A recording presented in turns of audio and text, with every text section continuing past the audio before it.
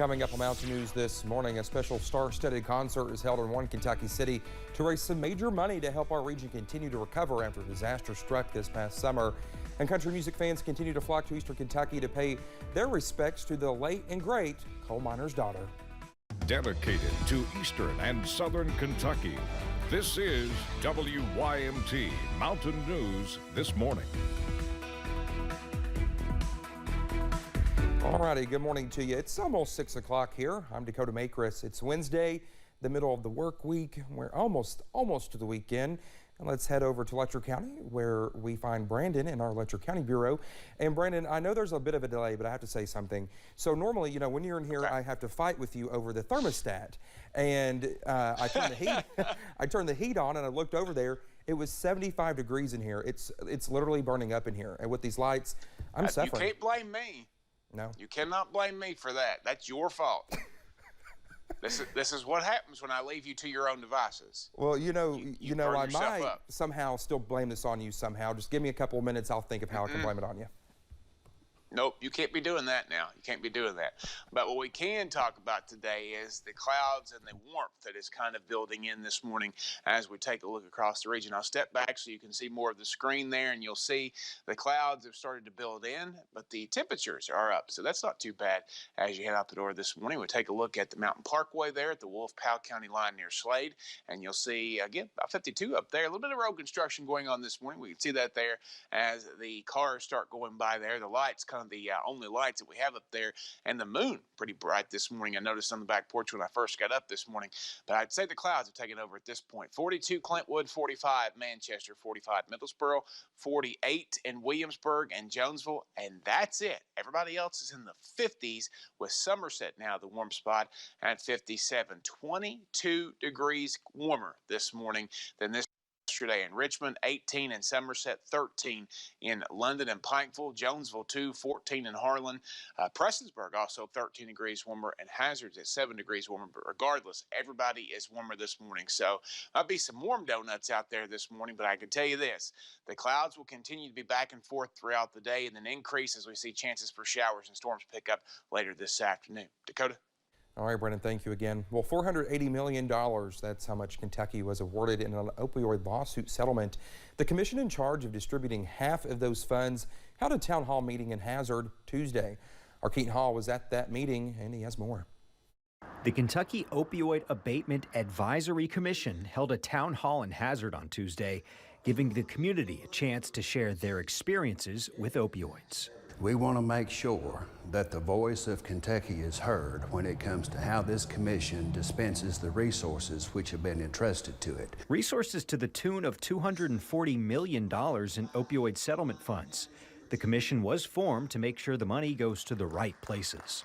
Having been to Pikeville and Ashland, the priorities seem to be transportation, second chance employment opportunities, and housing, and probably most importantly, the love of community directed at those who need the most support to get their lives back on track. Heidi Hopfensberger is an attorney in Hazard. She knows the need for more funding. This money, I really think, can make a difference if people collaborate, they work together.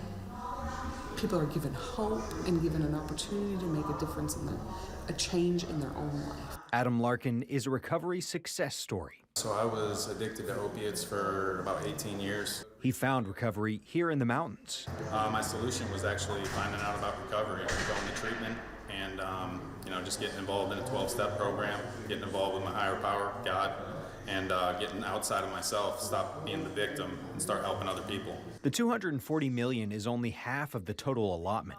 The rest went to the state. There is a lot of blame to go around, and that blame should not be pointed at the folks who are doing their very best to retake ownership of their lives.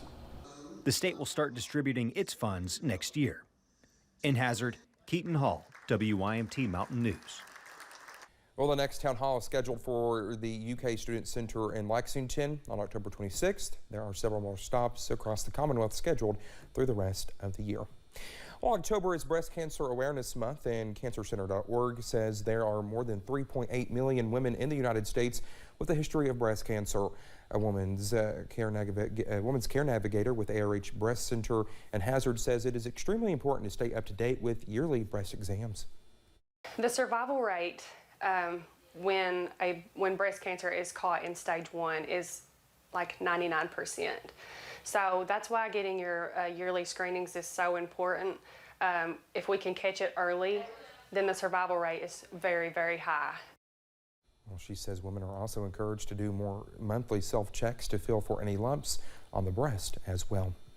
Well, in the last 2 years, many of us have witnessed the impact that COVID-19 can have on the workforce.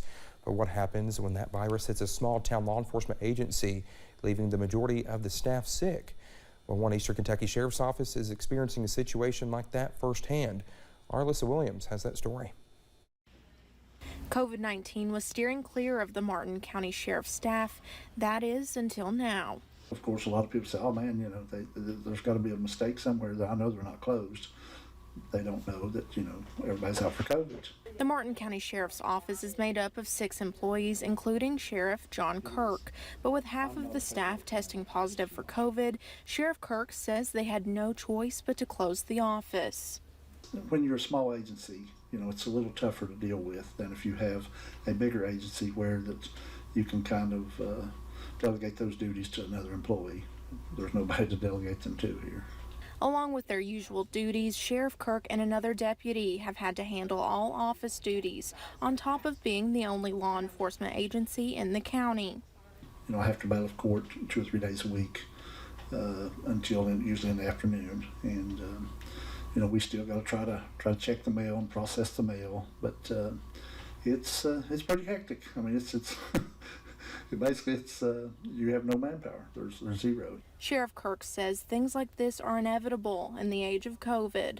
To be honest with you, I knew that this day would come because we have limited resources.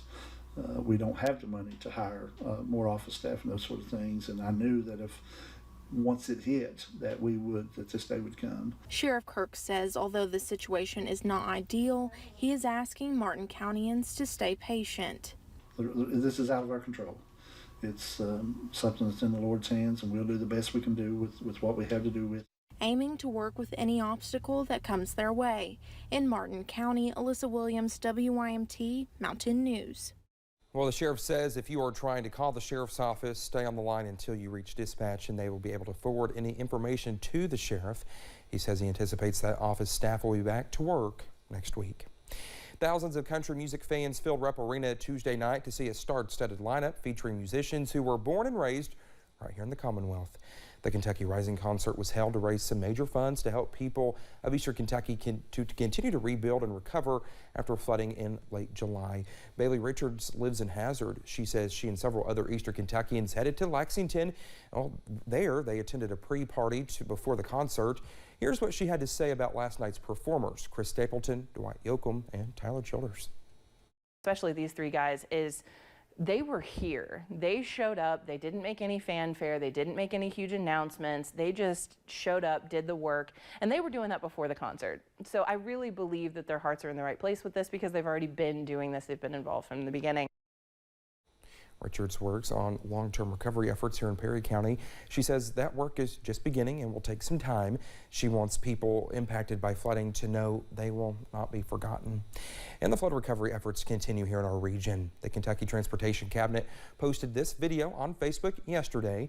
It shows crews repairing just one of the hundreds of bridges damaged.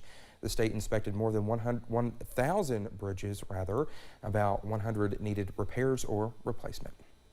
Well, churchgoers and organizations gathered in Pikeville yesterday, coming together for the mountains, and they were part of a summit all about church and growing and changing the culture. They were invited to brainstorm ways to get more people involved by planting more places for them to come together. Local pastors say it was about growing the kingdom and making the region a better place, and it is bigger than one church.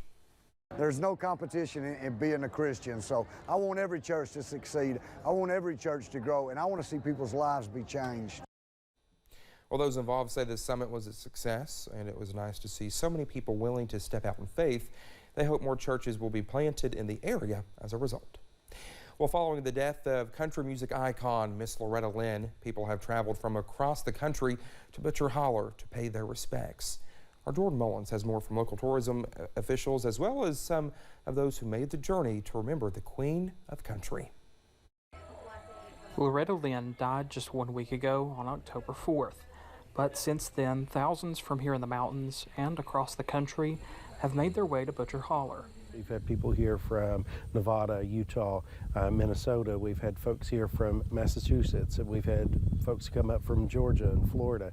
People come from all over, far and wide, lining up to pay their respects. Driving up here to see the car, the traffic on this little road, all the cars just parked right down there, and then a bunch of cars there, and all the people here in the middle of the week. I mean, it's just amazing. Traveling hours or even days to show their support.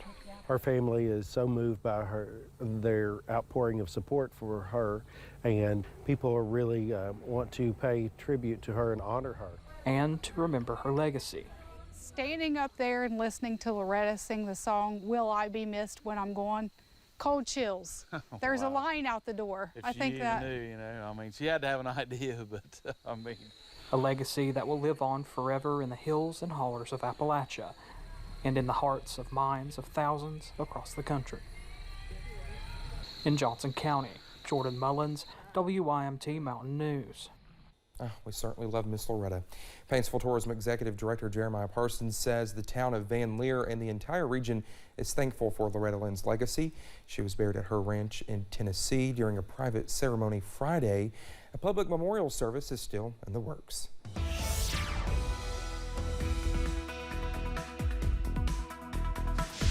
6:11 on the money. A couple additions that I just found out about from my wife at the Kentucky Rising concert last night. Patty Lovelace from Pike County and Ricky Skaggs from Lawrence County. So a lot of folks from Kentucky out there performing last night, but it was a good concert. Let's take a look at our weather forecast this morning. We see clouds building in as we head through the first part of your day, and they're going to come back and forth throughout the day. So I'm not going to say you're not going to see any sunshine today. I just think it'll be limited at times. Temperatures, though, much warmer. Hot spot is 57 in Somerset right now. Cool spot still Clintwood at 42. A lot of 40s and 50s out there this morning. We're heading into the 70s thanks to a surge of warm air coming in from the west there with the southwest and south winds. That's going to take us to 75 this afternoon. We'll pay a cost for that. Cold front swings through, bringing us to chances for some storms. It could pack a punch a little bit later on today and tonight. Dakota? All right, Brendan, thank you so much. Well, it's almost 6:12 when we come back here on Mountain News this morning.